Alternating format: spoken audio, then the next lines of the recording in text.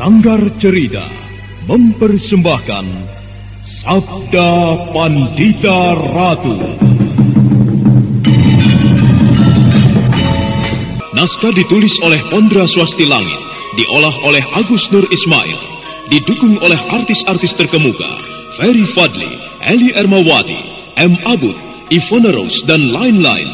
Teknik dan montase Ibing Arifin, dengan sutradara Dian Pertiwi. Sabda Pandita Ratu kali ini mengetengahkan episode yang kedua dengan judul Merentang Gendewa Luka.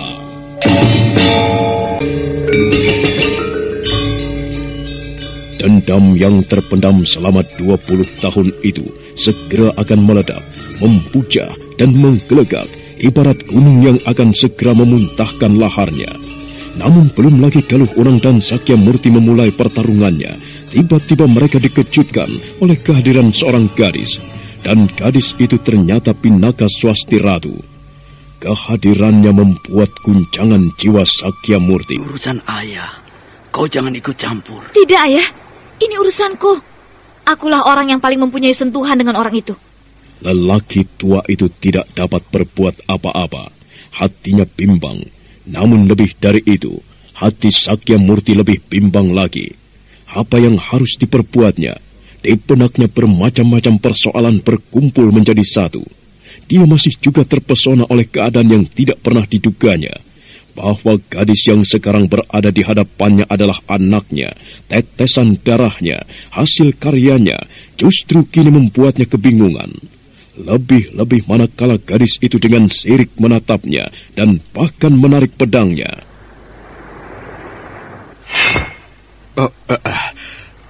Apa yang akan kau lakukan, bocah manis? Telah aku katakan, pandangilah aku sepuasmu. Ayo, pandangilah aku sepuas hatimu. Inilah aku, manusia yang paling malang yang seharusnya tidak perlu lahir ke dunia ini. Seandainya tidak ada perbuatan biadabmu. Apa yang telah kau perbuat kepada perempuan bernama Lusaraswati telah menyebabkan kelahiranku ke dunia ini. Kelahiran yang siapapun tidak pernah mengharapkannya. Nah, karena aku tidak pernah mengharapkan lahir dengan cara yang memuakan itu, tetapi sekarang aku telah terlanjur lahir ke dunia ini, maka keinginanku sekarang adalah mengenyahkan orang yang mengakibatkan aku lahir dengan membenamkan pedang ini ke dalam perutmu. Laki-laki biadab. Barangkali kau ingin berbicara. Berbicaralah. Galuh Urang, mengapa kau lakukan ini? Jangan sebut ayah Galuh Urang. Kau sama sekali tidak mempunyai nilai atau harga di hadapannya. Aku tidak akan melawanmu, Nduk. Aku tidak akan menghadapimu. Kau anakku. Keparat. Kau bilang aku anakmu? Ayo, katakan sekali lagi. Aku adalah anakmu. Iya. Kau anakku. Aku bukan anakmu. Aku tidak sudi mempunyai keturunan ayah seorang iblis. Atau kau memang seorang iblis yang sebenarnya berwujud manusia? Heh, lelaki biadab. Matilah kau di tanganku.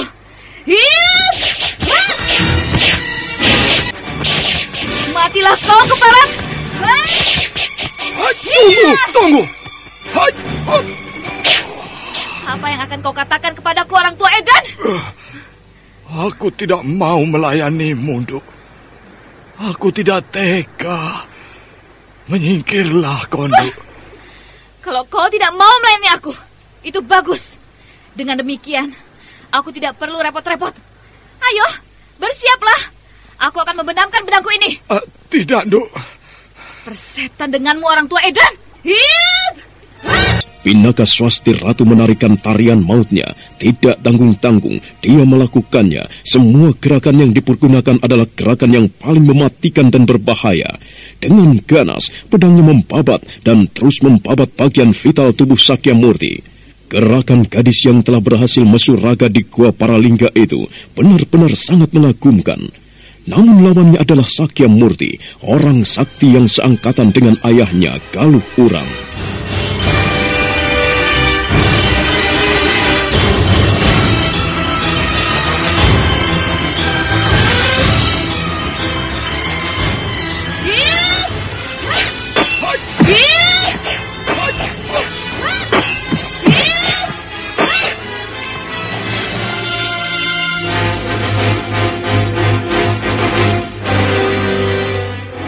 Sakya Murti berlompatan dan terus berlompatan dengan hati yang tidak keruan.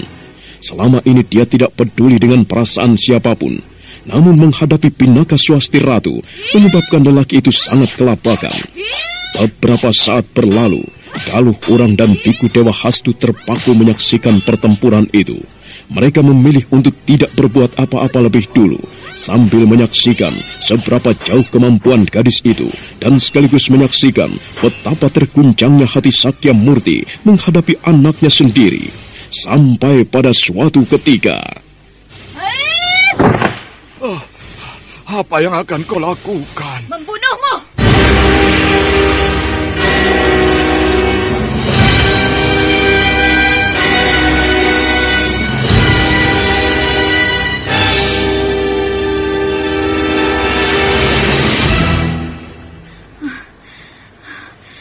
Aku akan membunuhmu dengan ajian pamungkasku. Kalau aku tidak mampu melakukannya, aku rela mati di tanganmu. Jangan lakukan itu, Nduk. Bukan saja jantung Sakya Murti yang berdegup semakin kencang, namun jantung Galuh Urang dan Biku Dewa Hastu pun juga terpacu tegang. Tetapi sedemikian besar pesona dari peristiwa itu, mereka tidak berbuat sesuatu. Sementara itu Pinaka Swasti Ratu telah membangun ajiannya, Kakang Barep Adi Bungsu, sekaligus Aji Raga Bajra yang tersimpan di tangan kanannya. Gadis itu telah mengambil sikap menurut tuntunan ajian andalan perguruan Wulan Sumirat. Tiba-tiba tubuhnya telah menjadi tiga, dan ketiga wujud yang sama itu segera berlompatan membaur diri. Hai! Hiya! Hai! Hiya! Hai!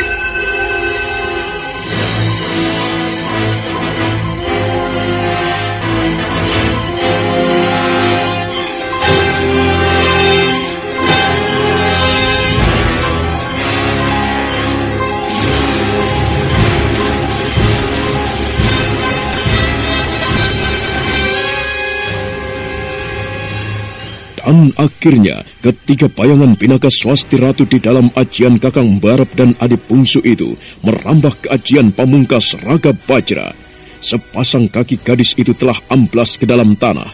Jemari tangannya menuding ke atas di depan dada, sedang telapak tangannya yang lain menyangga dengan jemari menghadap ke bawah. Kekuatan Gegirisi yang bakal mengalir bagai banjir bandang itu telah terpusat. Nah, orang tua Edan, bersiaplah untuk mati. Atau kalau kau tidak ingin mati sia-sia tertimpa ajian Raga Bajra dari Wulan Sumiratku ini, segera bangun kekuatan pamungkasmu. Aku beri kesempatan agar aku tidak disebut sebagai orang yang tidak tahu sikap kesatria dan pengecut. Ayo cepat! Jangan, Nduk. Jangan. Tunggu dulu. Aku akan menghitung sampai 3 kali. Kalau sampai 3 kali kau tidak mengimbangi ajian Raga Bajra, jangan salahkan aku bila tubuhmu berantakan. Kau memang benar-benar gila, Galuh Urang. Aku tidak pernah menyangka kau akan berbuat licik. Kau hadapkan aku dengan anakku sendiri sebagai musuh. Jangan sebut nama ayahku. Dan jangan kau sebut aku anakmu. Sebutan anak itu membuat aku jadi mual. 1. Jangan. Cepat bangun ajian pamungkasmu agar kau tidak musnah oleh Raga Bajra di tanganku. 2. Jangan, Nduk. 3. Hai! Hiya!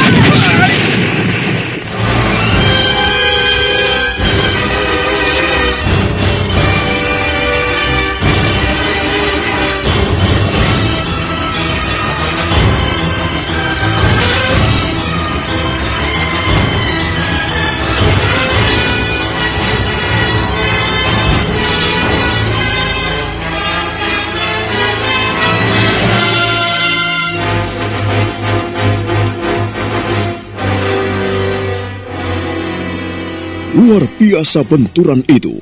Pinaka Swasti Ratu yang telah menyembunyikan dirinya sendiri dalam 3 bayangan Kakang Barep dan Adi Bungsu melesat dengan kemampuan Aji Raga Bajra di kepalan tangannya. Namun Sakya Murti bukan anak kemarin sore. Lelaki tua itu terpaksa membentengi dirinya dengan kemampuan pamungkasnya yang juga ajian Raga Bajra. Sebab bagaimanapun juga, Sakya Murti adalah pewaris perguruan Wulan Sumirat. Akibatnya, Sakyamurti terpental ke belakang dan dia segera berjumpalitan. Namun fatal bagi Pinaka, gadis yang terbakar oleh dendam itu terbanting-banting di tanah. Namun dengan cepat Galuh Urang menyambarnya. Pingsan Galuh Urang, biarlah aku yang mengurusnya. Sakyamurti keparat? Sakyamurti, mari kita selesaikan persoalan kita. Tunggu, Galuh Urang, tunggu.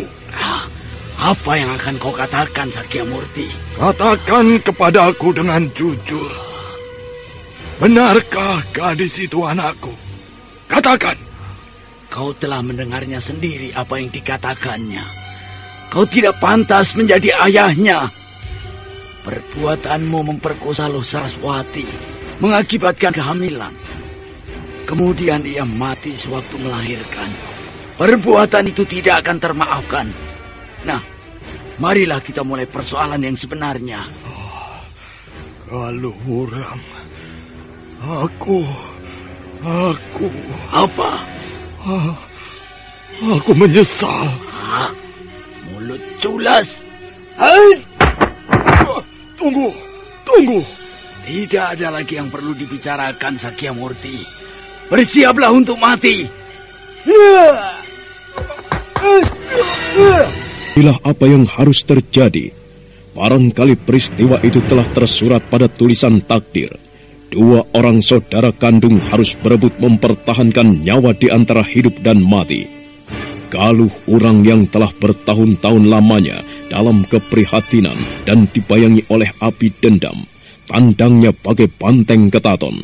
Apapun yang tersentuh tangannya bakal remuk dan hancur menjadi debu. Namun Sakyamurti adalah saudaranya, kakak kandungnya yang mempunyai kemampuan tidak ubahnya dengan dirinya sendiri. Sakyamurti yang tidak ingin mati, meskipun percikan penyesalan telah muncul dalam hatinya, bergerak dengan lincahnya, bagaikan macan lewung.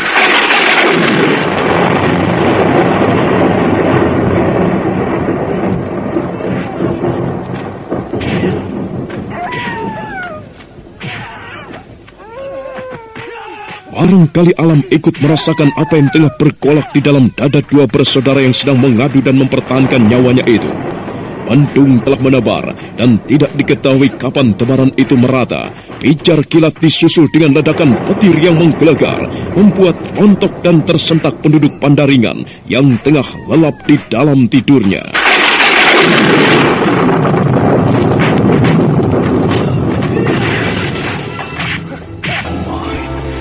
Bertahun-tahun aku tidak bertemu dengan Kakang Sakyamurti.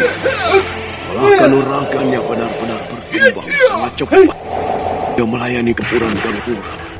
Sementara sebaliknya adik Galuh Urang tidak boleh dianggap remeh juga. Gerakannya mantap dan penuh dengan tenaga. Gesit, sangat ganas.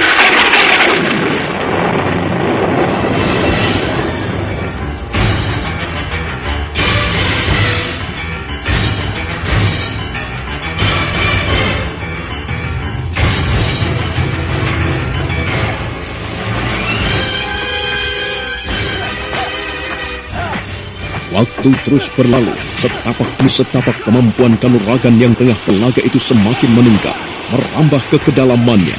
Hingga tiba saat keduanya merasa hanya ilmu pamungkaslah yang bisa dipergunakan untuk menyelesaikan persoalan itu. Sementara hujan turun, petir dan pijar menggelegar.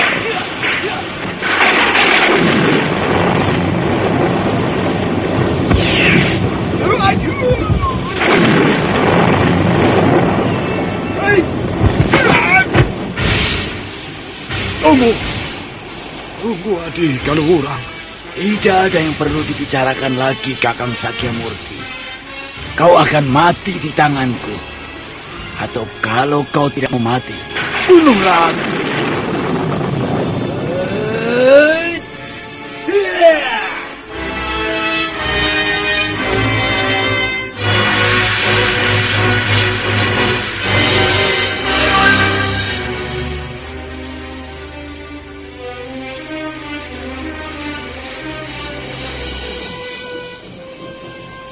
Fajar telah mempayang di langit timur.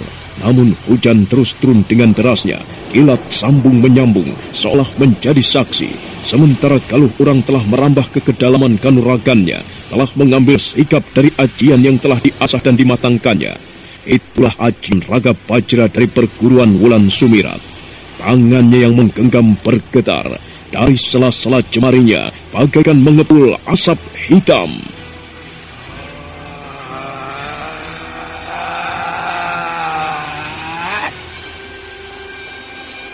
Namun sebejat apapun orang yang bernama Sakya Murti, dia bukanlah orang yang mau menghadapi kematian begitu saja. Sebagai sesama penerus perguruan Wulan Sumirat, Sakya Murti segera membangun ajian serupa. Betapa dahsyat ajian itu terlihat dari kaki-kaki mereka yang berlaga amblas ke dalam bumi.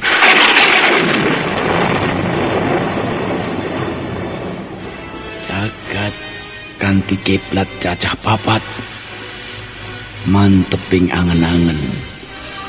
Sun angetap ati Rogo Pujro.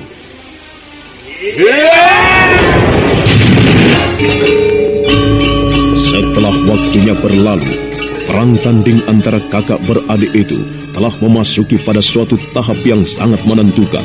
Mereka sama-sama mengeterapkan kekuatan yang sangat mengerikan dari ajian Raga Bajra. Keduanya tidak menggunakan kemampuan bayangan semu Kakang Barep dan Adi Bungsu. Karena sebagai sesama penerus perguruan Wulan Sumirat, ilmu itu tidak ada gunanya. Kurang lebih seusia lari 500 tombak, pertarungan itu telah berjalan. Masing-masing masih bertahan dengan kekuatannya.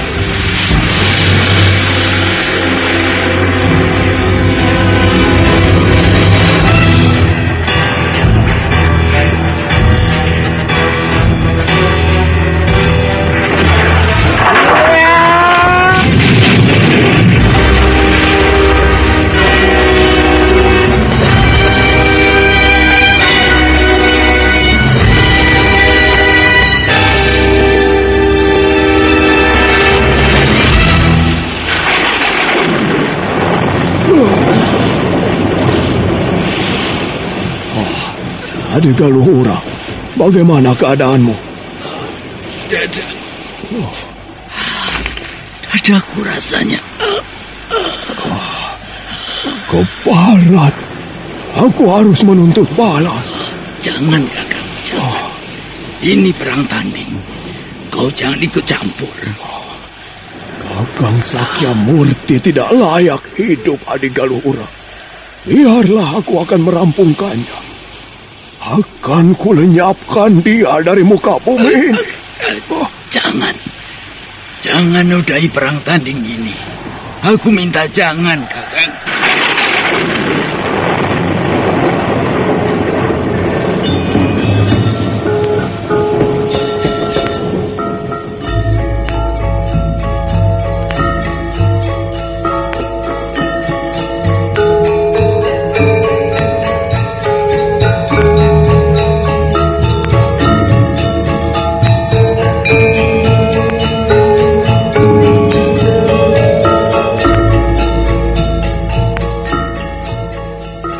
Agaknya Galuh Urang terluka parah.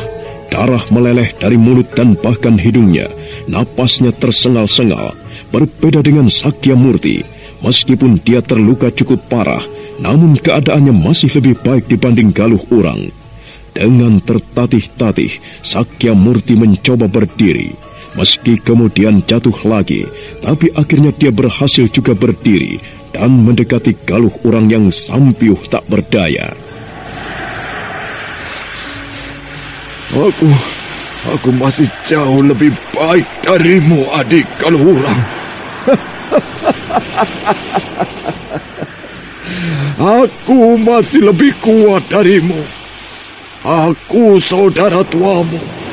Aku tidak akan dapat kau kalahkan. Keparat. Aku akan membunuhmu, Kakang Sakya Murti. Jangan, Kakang Dewa Hastu. Aku mohon jangan, Kakang. Dan alam pun mengetahui siapa sebenarnya pangkal dari segala pertikaian itu. Mungkin sudah menjadi kehendak yang maha agung, yang maha pencipta, bahwa semua itu memang harus terjadi. Manusia hanya melakoni apa yang dikehendaki. semua sudah diatur. Sementara itu, Sakyamurti berjalan menjauhi Galuh Urang yang tergeletak tak berdaya. Namun sesuatu telah terjadi. Sakyamurti seperti hilang ingatan. Dia tertawa sepuas-puasnya sambil memegangi dadanya dan menahan sakit.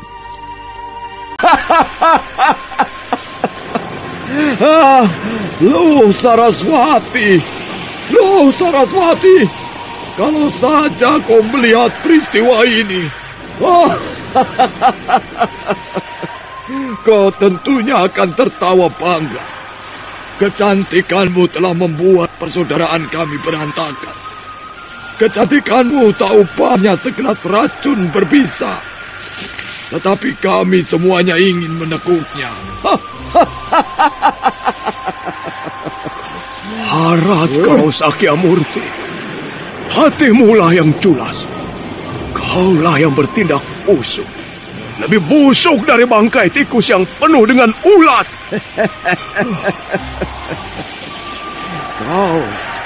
Kau Dewa Hastu.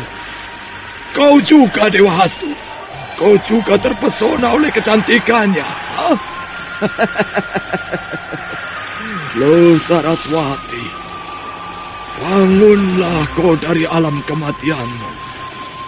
Lihatlah apa yang telah kami lakukan di sini. Lihat, Loh Saraswati.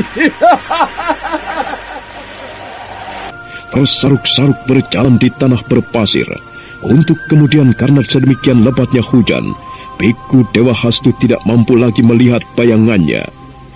Tersadar oleh keadaan Galuh Urang yang sangat mengkhawatirkan, Biku Dewa Hastu segera membopongnya menuju ke pelataran candi.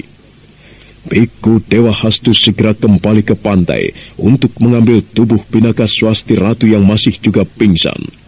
Benturan pamungkas Aji Raga Bajra telah melukai isi dadanya.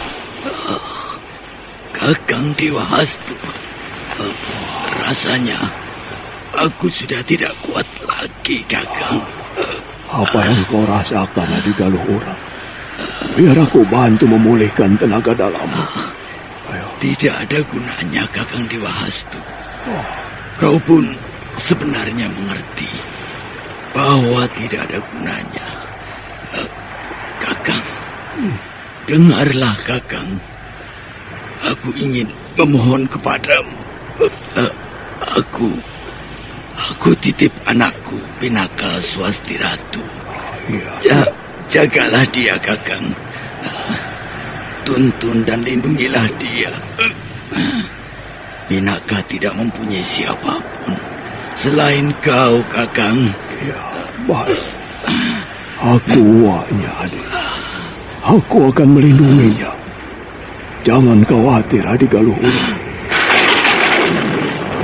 Dan kuburkan aku di samping kuburan istriku. Aku telah terlampau letih dililit dendam. Aku terlampau letih dalam amarah nafsu dan gejolak emosiku. Aku rindu kedamaian. Aku rindu ketenangan batin. Sekarang aku telah melihat pintu itu sudah terbuka. Aku merasa di sana Loh Saraswati tengah melambaikan tangannya kepadaku. Ia telah menanti kedatanganku, Kakang. Adik Galuh. Jagat Dewa Batara. Duh, para dewa-dewa di langit. Hamba siap untuk kembali kepadamu. Hamba telah siap untuk meninggalkan dunia ini. Adik Galuh. Ana tulising yang widi yen wong sabar lan narima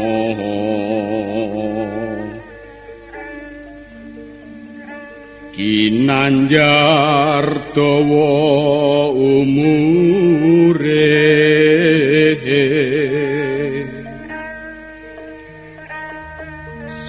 inggih kadang pawong mitra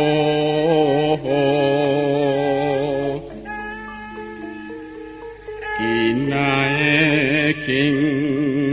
sasama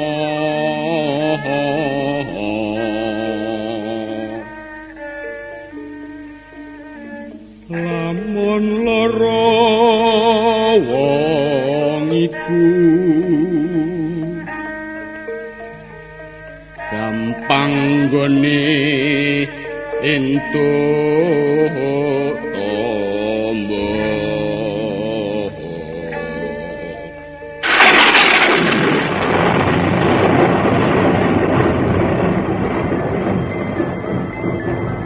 Maka bergetar jiwanya, teringat pada ayahnya. Serentak gadis itu bangun dan perhatiannya segera tertuju pada biku Dewa Hastu yang duduk termangu.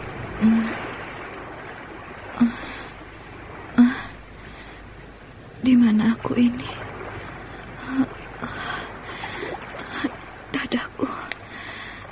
Dadaku rasanya sakit sekali. Di manakah aku ini? Paman, mana ayahku? Kuatkanlah hatimu, Nduk. Paman, apa yang telah terjadi pada ayah?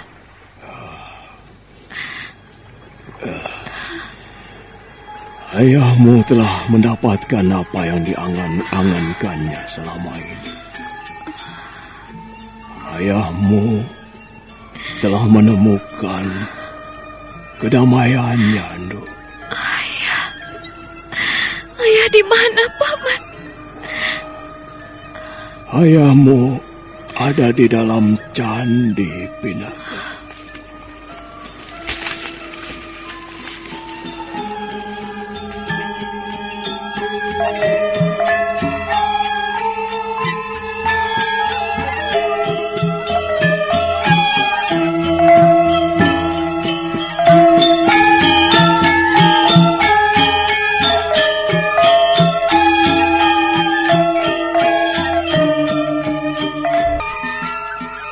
Perlahan-lahan gadis itu bangun dan melangkah. Hatinya ikut terayun-ayun seiring getar langkahnya. Biku Dewa Hastu mengikuti di belakangnya. Dan manakala gadis itu telah berada di dalam sebuah candi kecil yang berada di desa Pandaringan, mendadak hatinya tercekap melihat ayahnya yang terbaring di altar candi. Taulah Pinaka apa artinya semua ini. Bibir gadis itu terlihat bergetar, tubuhnya menggigil. Dia ingin menjerit, menyebut nama ayahnya, namun tidak tersisa secuil pun kemampuan dalam hatinya. Apa yang nampak kemudian mengabur, dan untuk kedua kalinya, gadis itu pun roboh tidak sadarkan diri lagi. Dengan tangkas Biku Dewa Hastu menangkap tubuh yang limbung itu, Biku Dewa Hastu segera menolongnya dan kembali membawanya pulang.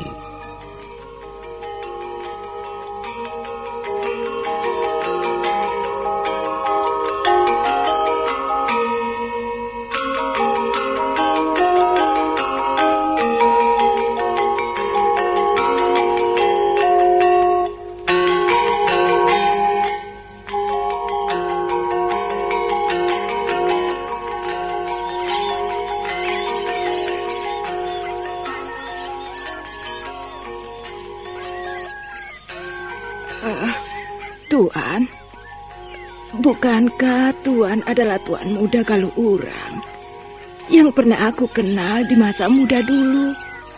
Oh, kalau aku tidak salah, kau adalah Juwangi, teman akrab Nyiluh Saraswati. Benar, Tuan. Oh, kau keliru jika mengira aku adalah Galuurang, Juwangi. Kau tentu bisa menebak siapa aku ini. Kalau begitu, Tuan adalah Tuan Muda Dewa Hastu. Iya. Benar, itulah aku, Juwangi. Oh, jaga Dewa Batara. Semalaman saya gelisah, Tuan Muda. memikirkan Genduk Pinaka Swasti Ratu yang tidak mau aku ajak pulang. Pagi ini aku bergegas ke tanah kuburan ini, tetapi Genduk Pinaka tidak aku temukan. Kau tidak perlu mengkhawatirkannya. Tetapi kebetulan sekali aku bertemu denganmu, Juwangi. Kalau begitu barangkali bisa aku minta tolong padamu. Minta tolong untuk apa, Tuan? Begini, Juwangi. Aku membutuhkan tenaga beberapa orang untuk menyelenggarakan sebuah pemakaman lengkap dengan upacaranya. Pemakaman? Iya. Siapa yang akan dimakamkan, Tuan Muda? Saudara kembarku, Adi Galuh Urang.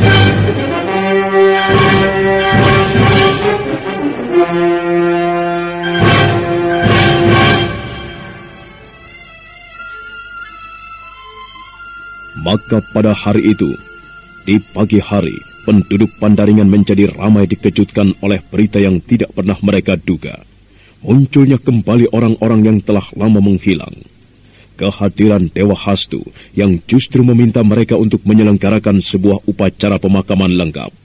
Berbagai pertanyaan muncul, namun upacara itu pun berlangsung dengan hikmat dan lengkap, walaupun secara sederhana.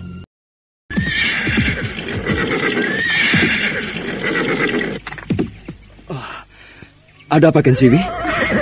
Aku seperti melihat orang tergeletak di jalan. Di mana? Di sana, Kakang. Kalau begitu, mari kita lihat.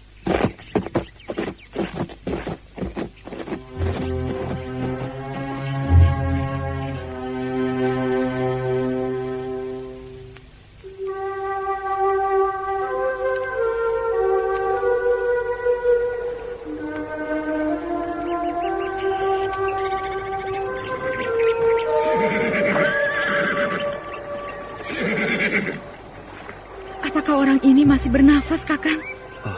Entahlah, aku akan memeriksanya. Bagaimana, Kakang? Orang ini terluka parah. Agaknya ia baru saja mengalami sesuatu. Kelihatannya orang ini baru saja melakukan perang tanding. Kita harus menolongnya, Kang. Iya, kita memang harus menolongnya. Tunggu. Ada apa, Kakang? Rasanya aku pernah bertemu dengan orang ini. Siapakah orang ini, Kakang? Aku bingung. Bingung kenapa? Apa yang membuat Kakang bingung? Aku yakin aku pernah melihat wajah orang ini. Tetapi di mana ya? Selama di perjalanan dari Pesanggaran barangkali. Atau sewaktu di Pesanggaran. Entahlah, Kensiwi. Aku lupa. Kakang, lihat. Ada sebuah lencana yang menempel di pakaiannya. Nampaknya orang ini bukan orang sembarangan. Mungkin ia menggalap raja dari keraton. Ada tulisannya, Kakang. Apa bunyinya? Murti Wandawa. Menyebut nama yang tertulis pada lencana orang itu. Wajah Kameswara mendadak pucat. Kensiwi menjadi bingung karenanya. Nah, bagaimanakah kelanjutan kisahnya? Apakah yang akan dilakukan oleh Kameswara setelah mengerti orang yang tergeletak tidak sadarkan diri itu adalah Murti Wandawa, ayah kandungnya sendiri? Saudara pendengar, untuk mengetahuinya, ikutilah lanjutan kisah ini dalam seri berikutnya. Sampai jumpa.